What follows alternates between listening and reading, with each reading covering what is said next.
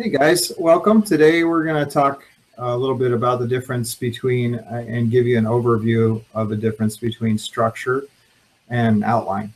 So we're talking about story, we're talking about plot, and we're talking with Justin this time as the expert because this was Justin's idea to talk about, and I'm actually quite curious and eager to learn from Justin about the topic.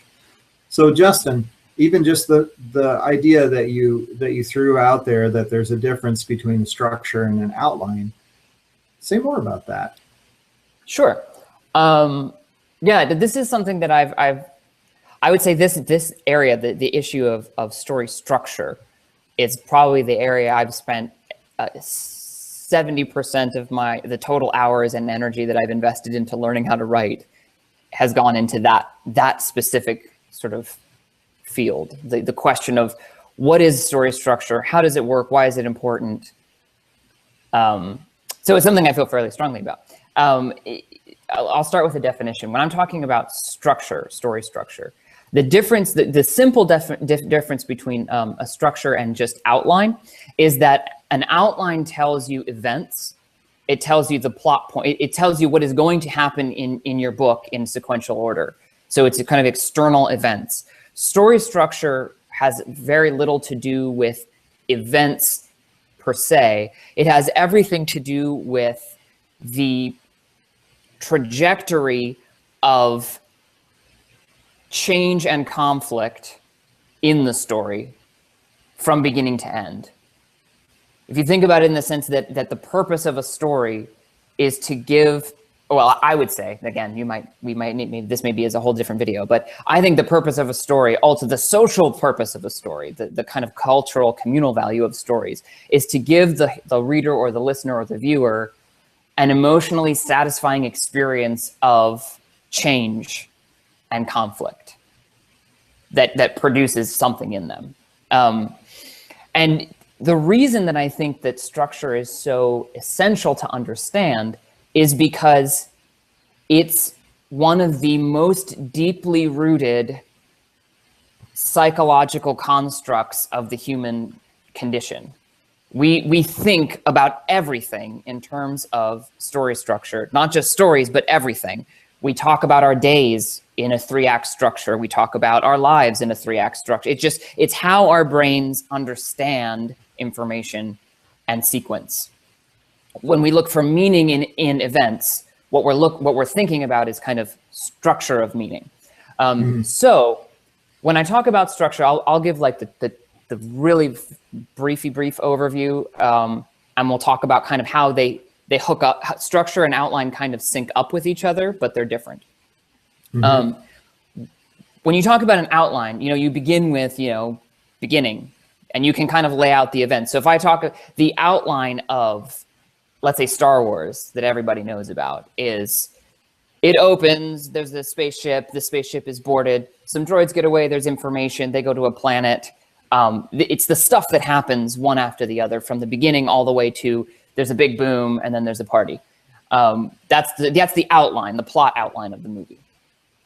Structure is the skeleton that underlies that. So you can almost think of it as like, if I'm gonna go all the way into metaphor terms, the plot is your muscles. It's comprehensive and it connects everything one to the end.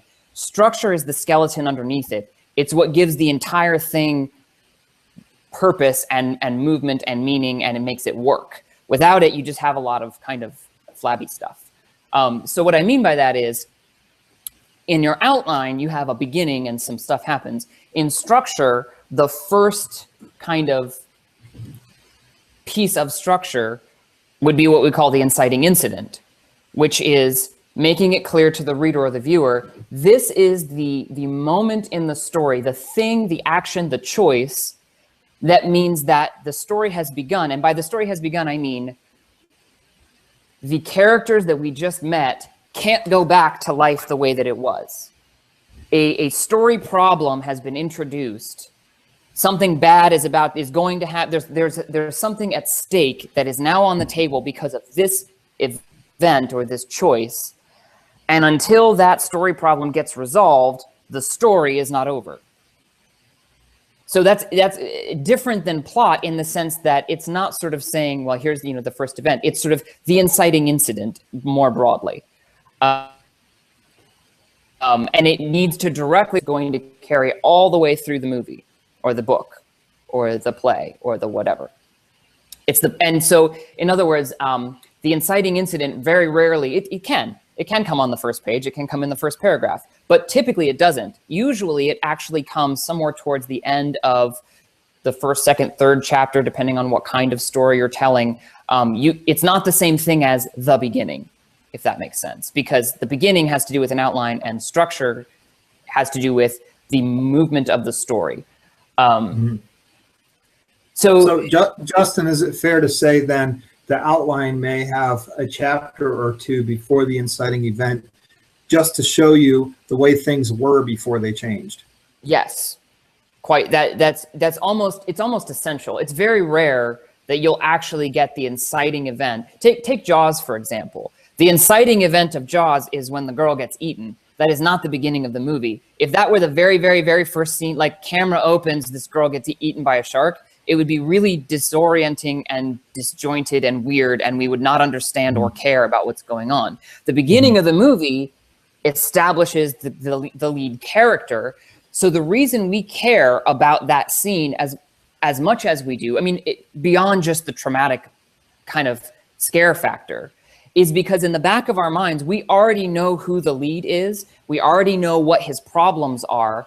And we're connecting dots in our back brain going, oh, that guy has to solve this problem. Now that someone's been injured on the chief of police's beach, now it matters. That's conflict that came in. Otherwise, it's just a random person being eaten in the ocean, which is bad, but we have no context for it because there's no story that's started yet.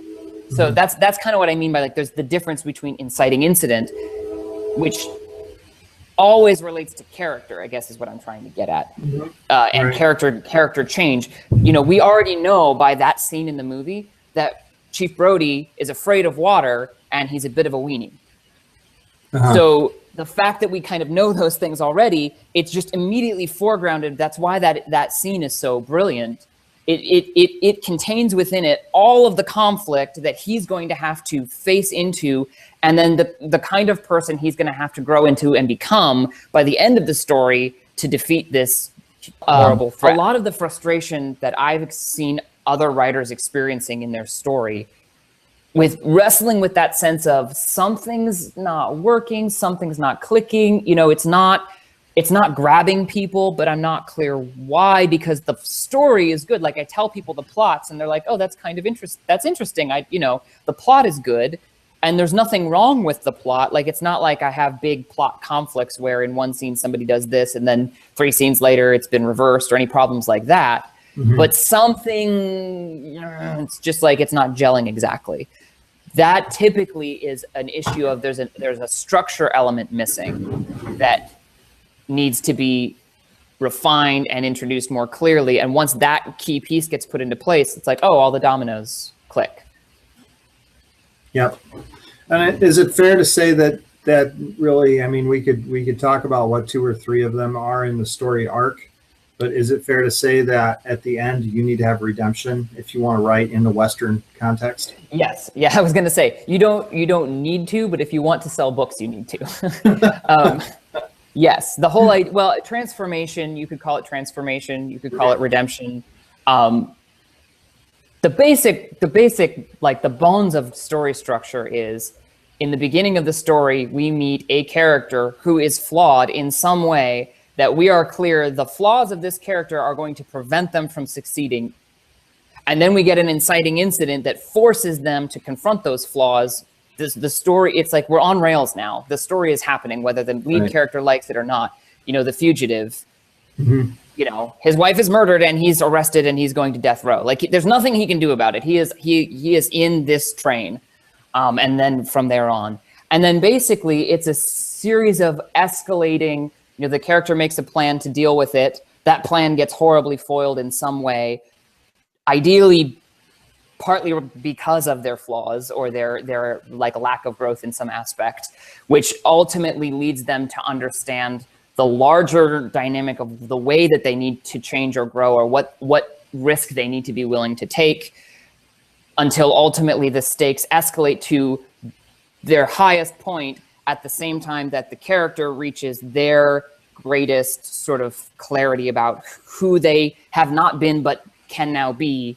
That is like the key to that lock that unlocks the climax and that's for a successful ending. For a tragic ending, if you want to write tragedy, the lead character does not get there in time or ever. So, you have Oedipus, where he just kind of realizes at the end all the mistakes that he's made, goes crazy, and puts his eyes out. That's a tragedy. You can write those, but good luck. Good luck selling books again. Good luck doing much with them. Again, we talked about relevancy. If that is what is in your head to write, there are always exceptions to every rule. But again, if you're going to do that, you need to be even more clear about how story structure works, so that you can build a payoff that is still emotionally satisfying to the reader, versus just feeling like a cheap, what the heck just happened? The rug just got pulled out from under me. I was on this train and now this guy just flubbed it. That was a horrible, frustrating experience of reading. Yeah.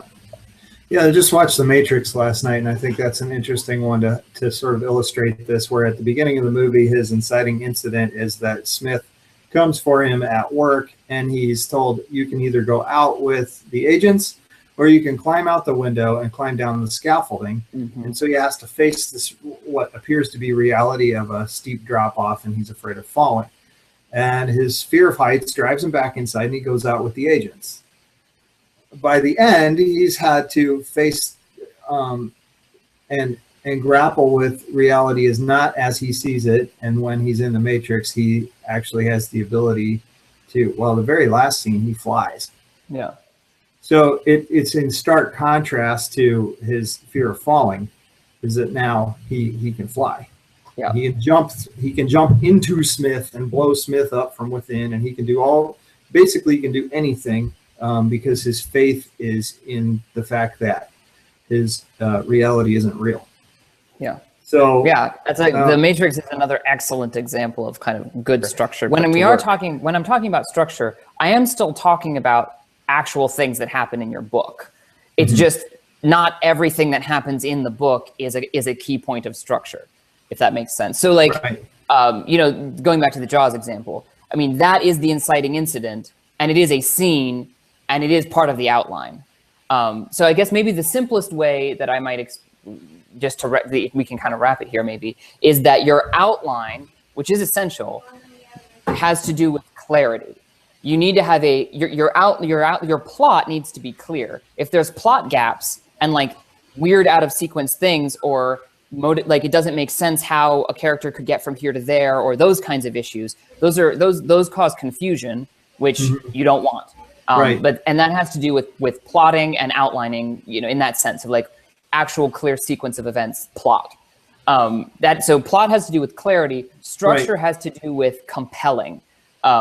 It's structure that lends that magnetic, irresistible, I cannot look away from this, I must stay up until 4 a.m. to finish this story draw. You can have a perfectly clear plot that's not compelling, because it doesn't have the key moments of conflict and change that we have culturally come to expect from a good story at the places we expect to get it. Right. So we fall off that momentum, even if the plot is perfectly clear from beginning to end.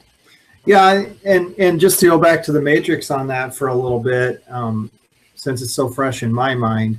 One of the things that I grapple with plot-wise is, why do they have to be connected to a landline to get out? I don't get it. And I was previewing it again because my 12-year-old wants to watch it, but it's R-rated, and we hadn't watched it for 10 years, and we were like, I'm not sure if it's appropriate. Let's watch it again and make sure. And then I was thinking, okay, so why do they? I'm not quite clear on why they have to get to a landline to get out. But it's a plot element that adds suspense. Right. So it works on the surface, and if you're paying attention to the character transformation, you're not noticing that it kind of doesn't sort of work. Where's really. The Wi-Fi? Well, that's what I thought when I was thinking about my 12-year-old. He's going to be like, why do they have to get to a payphone? What is a payphone? Let me end by So- suggesting some resources. Great. If you want to read more about structure, look up an author named James Scott Bell. Pretty much all of his stuff is on Amazon. He has a lot of his books. His books are on ebook now, and they're on Kindle Unlimited. So if you're in that program, you can get them pretty easily. Or they're quite. He has his book on plot and structure is the one that really I think is the best concise explanation of what is structure and how does that flow through story. Highly recommend it. There's also you can look at an author named K.M. Wieland. It's like Weiland, and she also has a different breakdown of structure, and her approach tends to actually be, I think, a little bit more in the middle between kind of plot and structure, and she talks a lot about kind of plotting and outlining, but her stuff is really good as well. So those would be two resources I would recommend if you want to think more about, and of course the classic Story by Robert McKee. A lot of what he's talking about in that book, he talks about character, he talks about a lot of different things, but he does talk a bit about kind of structure and character growth over a 3-act breakdown. So that's another good resource as well. And if you haven't read that book and you want to write, you should just read that book anyway. So, All right. Well, hopefully thanks. that was helpful. Yeah, thanks again for joining us, and it'll be fun to have discussions about this with our group as we go forward. And thanks, Justin, for bringing this to our attention. We're all looking forward to improving on this score as we become better writers. Have a great day, everybody.